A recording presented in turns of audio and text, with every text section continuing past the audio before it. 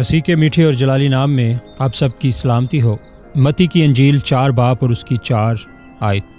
اس نے جواب میں کہا، لکھا ہے کہ آدمی صرف روٹی ہی سے جیتا نہ رہے گا بلکہ ہر بات سے جو خدا کے منہ سے نکلتی ہے۔ آمین۔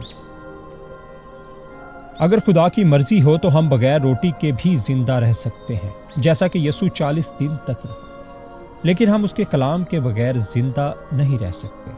اسی کلام سے ہم خلق ہوئے اور اسی سے ہمارا وجود قائم رہتا ہے، کیونکہ وہ سب چیزوں کو اپنی قدرت کے کلام سے سنبھالتا ہے۔ روٹی کو بنیادی نہیں بلکہ ثانوی اہمیت حاصل ہے۔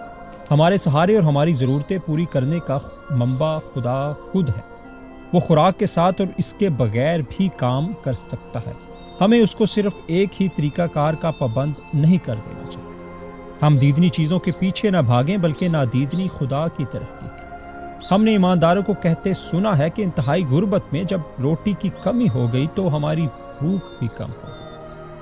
کئی ایمانداروں کے ساتھ یہ بھی ہوا کہ جب عام رسد بند ہو گئی، یعنی اشیاء ضرورت عام طریقوں سے نہ مل سکتی تھی، تو خدا نے غیر متوقع طور پر مدد بھیج دی۔